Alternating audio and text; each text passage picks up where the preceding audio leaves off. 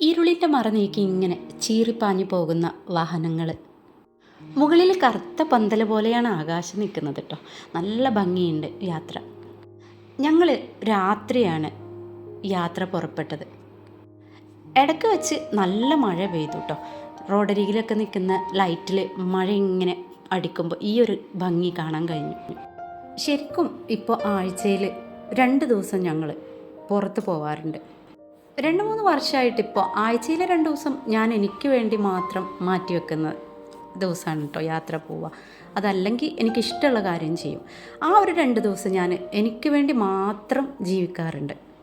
വണ്ടിയുടെ ഗ്ലാസ്സിലിങ്ങനെ വെള്ളത്തുള്ളികൾ ഒലിച്ചിറങ്ങുന്നുണ്ട്. കുറേ നീങ്ങി നേരം വെളുത്ത് തുടങ്ങിയിട്ടുണ്ട്. മഴ ഇപ്പോഴും ചില ഭാഗങ്ങളിൽ നിന്നിട്ടില്ല. യാത്ര ചെയ്യുന്ന സമയത്ത് ഞാൻ പല കാര്യങ്ങളും ഓർക്കും കേട്ടോ.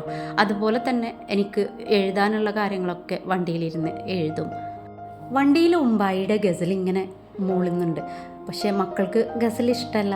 അവർ എനർജറ്റിക് ആയിട്ടുള്ള പാട്ടുകളാണ് അവർക്കിഷ്ടം. മുമ്പൊക്കെ ഫുള്ളായിട്ട് ഞാൻ ഗസൽ മാത്രമായിരുന്നു കേട്ടിരുന്നത്.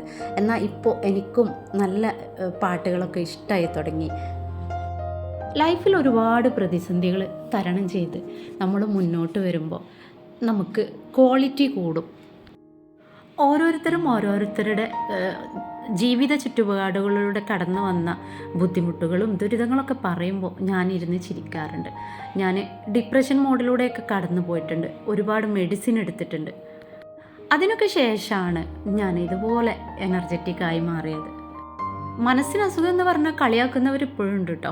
എന്നാൽ അതൊരു കളിയാക്കലൊന്നുമല്ല. നമ്മുടെ ശരീരത്തിന് ഉണ്ടാവുന്ന പോലെ തന്നെയാണ് മനസ്സിന് അസുഖം ഉണ്ടാവുമ്പോൾ നമ്മളത് ചികിത്സിച്ചിട്ട് നല്ല തൻ്റെ ഇടത്തോടെ നമ്മളെ ഫാമിലിയുമായി മുന്നോട്ട് പോകാൻ നമ്മൾ ശ്രമിക്കുക. പിന്നെ ഉണ്ടല്ലോ, ലൈഫിൽ നമ്മൾ ഒരുപാട് കഷ്ടപ്പെടുത്തുന്ന എന്തെങ്കിലും കാര്യങ്ങളുണ്ടെങ്കിൽ അത് ശരിക്കും അങ്ങോട്ട് അറുത്ത് മാറ്റുക. ക്യാൻസറൊക്കെ വന്നു കഴിഞ്ഞാൽ നമ്മൾ ആ ഒരു ശരീരഭാഗം മുറിച്ച് കളയുന്ന പോലെ തന്നെയാണ്. നമ്മളെ ബുദ്ധിമുട്ടിക്കുന്ന എന്തെങ്കിലും കാര്യങ്ങൾ ഉണ്ടെങ്കിൽ ആ കാര്യം നമ്മൾ ശരിക്കും എടുത്തു കളയുക. അതിനെക്കുറിച്ച് ആലോചിക്കാതിരിക്കുക.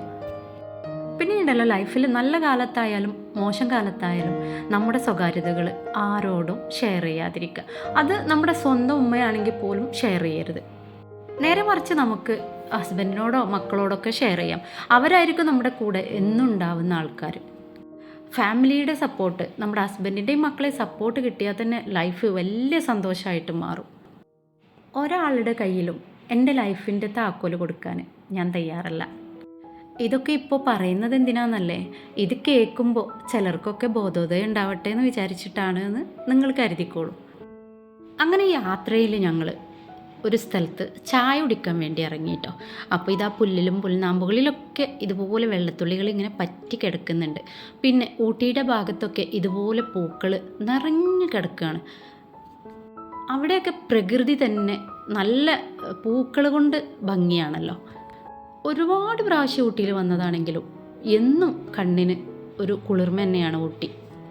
അടിപൊളിയായിട്ടുള്ളൊരു കഫേയിൽ കയറി ഞങ്ങൾ കോഫിയും ബിസ്ക്കറ്റുമാണ് രാവിലെ കഴിച്ചത്. അതിൽ ചിലരൊക്കെ ചായ കുടിച്ചു, ചിലർക്ക് കോഫി വയറ്റിന് പ്രശ്നമാണെന്നൊക്കെ പറയുന്നുണ്ട്. ഏകദേശം സമയം കഴിഞ്ഞ് ഞങ്ങളിതാ ഊട്ടിയിൽ എത്തിക്കഴിഞ്ഞു കേട്ടോ. I love you Ooty. പുലർച്ചെ അവിടെ എത്തിയതുകൊണ്ട് തന്നെ കൗണ്ടറിൽ നിന്ന് തന്നെ ഞങ്ങൾക്ക് ടിക്കറ്റ് കിട്ടിയിട്ടുണ്ട്. പിന്നെ ഞങ്ങൾ റെയിൽവേ സ്റ്റേഷൻ്റെ ക്യാൻറ്റീനിൽ നിന്ന് തന്നെ ചായയൊക്കെ കുടിച്ചു. പിന്നെ മക്കളൊത്ത് കുറേ ഫോട്ടോസുകൾ എടുത്തു. ഞാനും എൻ്റെ മക്കളും മരുമകനും അതുപോലെ ഡ്രൈവറും ഒക്കെ കൂടിയാണ് യാത്ര പോയത് കേട്ടോ. അപ്പോൾ അങ്ങനെ കുറച്ച് സമയം കഴിഞ്ഞപ്പോൾ തന്നെ അവിടുന്ന് വണ്ടി വരുന്നുണ്ട്. ഭയങ്കര ഭംഗിയായിരുന്നു ആ ഒരു വണ്ടി വരുന്ന സമയത്ത്. മക്കളെല്ലാവരും അതിന് ഉള്ളിൽ കയറാനുള്ള ഒരു ധൃതിയിലാണ് കേട്ടോ. ഇവർ അതിനുള്ളിൽ നിന്ന് പാട്ട് പാടാനുള്ള തയ്യാറെടുപ്പ് വരെ ചെയ്തിട്ടുണ്ട്. അങ്ങനെ ചീറിപ്പാഞ്ഞു വന്ന ട്രെയിൻ പതിയെ റെയിൽവേ സ്റ്റേഷനിൽ ഇങ്ങനെ നിന്നു. അങ്ങനെ ആ സ്റ്റേഷനിൽ നിന്ന് ഞങ്ങളെയും കൂട്ടി വീണ്ടും ട്രെയിൻ ഇങ്ങനെ പോയിക്കൊണ്ടിരിക്കുകയാണ്. ഉദകമണ്ഡലത്തിൽ നിന്നും കൂനൂർ വരെയുള്ള യാത്ര. ട്രെയിനിലുള്ളവരെല്ലാം ഭയങ്കര ഹാപ്പിയാണ് കേട്ടോ. ഓരോരുത്തരും പാട്ട് പാടുന്നു, ചിരിക്കുന്നു, എല്ലാം ഉണ്ട്. പിന്നെ ട്രെയിനിൽ നിന്ന് നോക്കിയാൽ ഇതുപോലെ പ്രകൃതി മനോഹരമായ കാഴ്ചകളും. ഓരോരോ വാതിലിലൂടെയും ഓരോരുത്തർ പുറത്തേക്ക് തലയിട്ട് ഇങ്ങനെ എൻജോയ് ചെയ്യാണ് കേട്ടോ. ഒരുപാട് യാത്രകൾ ഞങ്ങൾ ചെയ്തിട്ടുണ്ടെങ്കിലും ഇത് നല്ലൊരു അനുഭവമായിരുന്നു. കാട്ടിലൂടെയും മേട്ടിലൂടെയും ഇടുങ്ങിയ പാറക്കെട്ടുകൾക്കിടയിലൂടെയും ഒക്കെയുള്ള യാത്ര. ജീവിതത്തിൽ നമുക്ക് കിട്ടാവുന്ന സന്തോഷങ്ങളൊക്കെ നമ്മൾ ആസ്വദിക്കണം. ഇപ്പോൾ നമ്മൾ യൂക്കാലിപ്സ് മരങ്ങളുടെ ഇടയിലൂടെയുള്ള യാത്രയാണ് കേട്ടോ. നല്ല സ്മെല്ലൊക്കെ വരുന്നുണ്ട്. ഇടയ്ക്കിടയ്ക്ക് സ്റ്റോപ്പുകളും അതിലൊക്കെ നിർത്തി കാഴ്ചകൾ കണ്ടു തന്നെയാണ് ട്രെയിന് പോകുന്നത്. അങ്ങനെ ആ യാത്ര 1.5 മണിക്കൂർ നീണ്ടു നിന്നു. ആ 1.5 മണിക്കൂർ നല്ല രസമായിരുന്നു. ആഴ്ചയിൽ ലീവുള്ള 2 ദിവസത്തെ ഇതുപോലെയുള്ള ഈ യാത്ര നിങ്ങളും എൻജോയ് ചെയ്യുക കേട്ടോ. പിന്നെ ഞങ്ങൾ പുതുതായിട്ട് തുറന്ന ഗാർഡനും സന്ദർശിച്ചു. ഇതും നല്ല മനോഹരമായ കാഴ്ചയായിരുന്നു. അവിടെ വച്ചും മക്കൾ ഒരുപാട് ഫോട്ടോസും കാര്യങ്ങളൊക്കെ എടുത്തു. ഇതൊക്കെയാണ് ഞങ്ങൾ ഊട്ടിയിൽ പോയിട്ടുള്ള അനുഭവം കേട്ടോ. നിങ്ങൾ പോയിട്ടുണ്ടെങ്കിൽ ഇതുപോലെ ട്രെയിനിൽ കയറിയിട്ടുണ്ടെങ്കിൽ അതിൻ്റെ വിശേഷങ്ങളൊക്കെ കമൻറ്റിലൂടെ എഴുതി അറിയിക്കുക.